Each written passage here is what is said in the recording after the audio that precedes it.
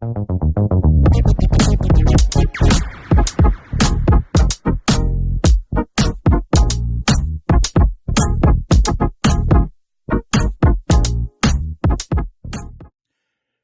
welcome to another episode of Huddle Up with Mark, the Fun Coach. I'm Mark Duncan. It is that time of year. It's October, and it's that time of year to be thinking about your year-end giving. In fact, you shouldn't just be thinking about it. You should have been planning for this all throughout your fiscal year, whether your fiscal year starts in January or starts in July or any other time. This time of year doesn't change. That period between October and December 31st is a really critical time to give people the opportunity to give to your organization. And so I want to talk about the three key elements that need to be in place. And this really pertains to any fundraising initiative. Any fundraising endeavor needs to have these three critical elements in place in order for it to be as successful as it can possibly be. Number one, and this should go without saying, that there has to be an absolute purpose for why people are giving to your organization. Now, if you're raising money to secure year-end giving to support your annual operations, then tell the story about your mission and the good work that it's doing for the people that you serve. If you're raising money for a particular project, talk about that project and how it's going to impact the lives of the people that you serve.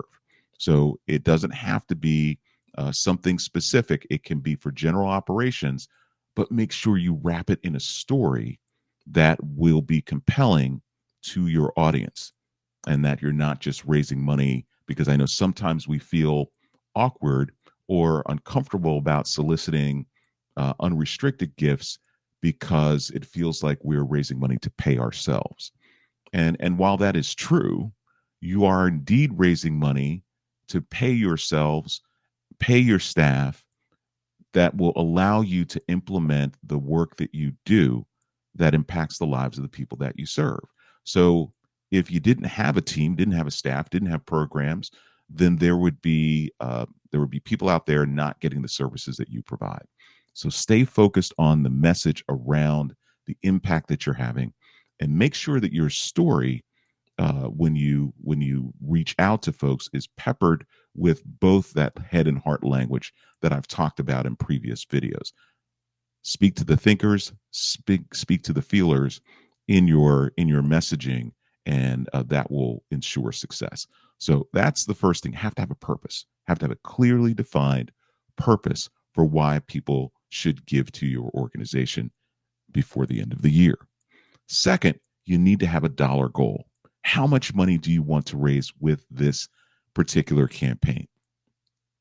It could be $5,000, right? And this is only about the particular initiative or particular appeal. So if you're doing and we'll get to this in a little bit, but if you're doing a straight email appeal, then that email campaign should have a goal, right, of $5,000, right? Or what is your goal that you need to raise by the end of the year? 10,000, 15, whatever that number is. It is important to make sure that you state that, because you want to give people a sense of purpose in terms of you having a goal, and also isn't an attainable goal, right?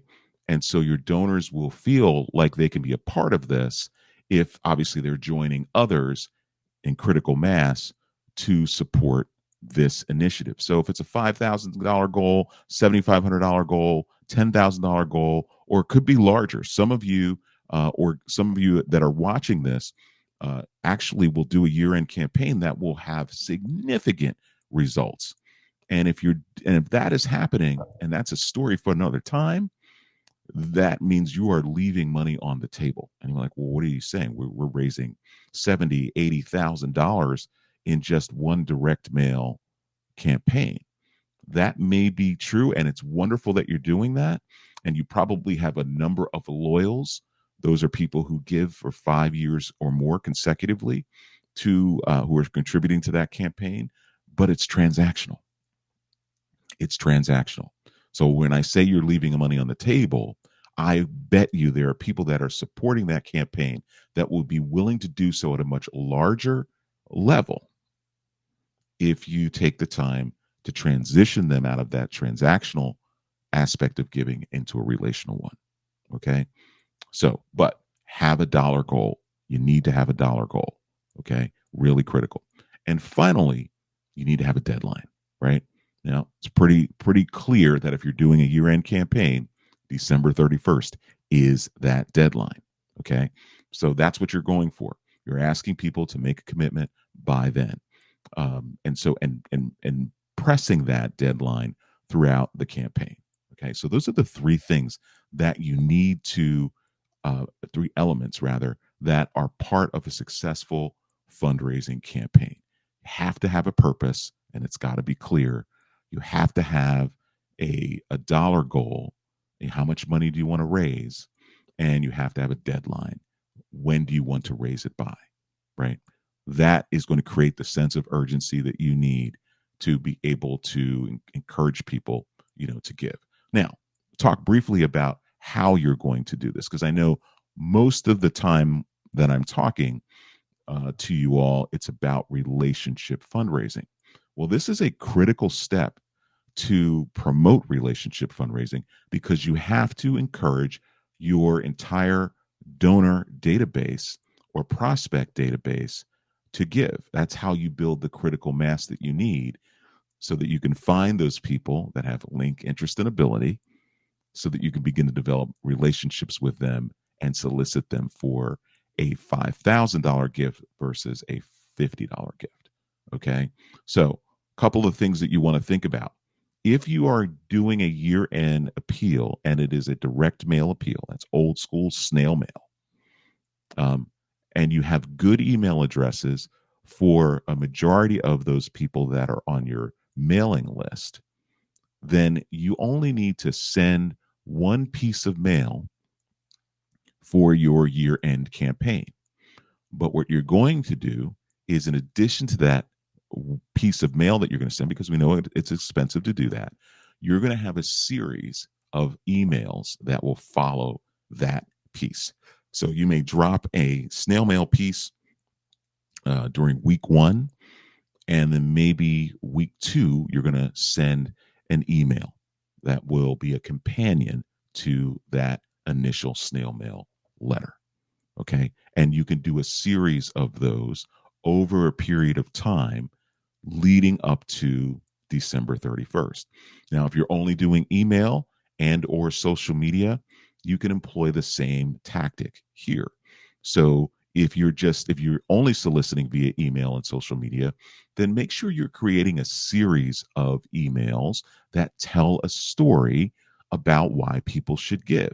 Each of those emails is going to be asking them for support, but these emails are going to be spaced out over, with maybe 2 to 3 days in between, and hopefully people will respond and give because you're persistent about reminding them of that opportunity. Now, if you do these emails every day, that could become a nuisance. So you need to space them out. I would space them out at least 3 days apart so that your donors and prospective donors are seeing this message and they're just being nudged a little bit, and you're nudging them in a different way through each email. So perhaps you may take a series of stories that you can tell about people that are impacted by your mission. So if you have testimonials, you can actually use those testimonials to create a series of emails that will go out to your constituents asking them to support the organization. So don't just send out one piece of mail, right? And I know some of you are looking at me right now saying, well, that works for us. We send out one piece of mail, people give, right? And they give, consistently, and they give generously, and we do have a lot of people who participate. That's really, really great. But if this is what you're experiencing, then again, you're leaving money on the table.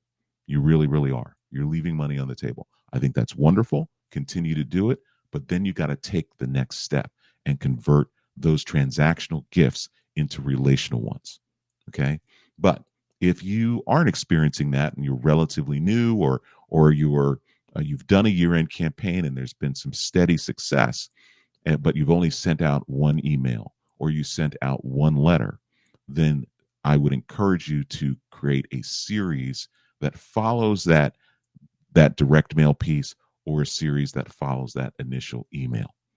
Okay. And you will probably notice that you'll have a little bit more success, particularly as you're getting closer to the deadline. You're creating that sense of urgency, letting them know that they have a week left, or a couple of days left, or a few hours left, right? They have until midnight on December 31st, to be able to make that gift. So I hope this is helpful to you. I know this is the time of year where we're all thinking about what we can do to close out the calendar year, regardless of when your fiscal year falls, closing out the calendar year in a way that is going to be helpful and successful and secure as much philanthropic revenue as possible.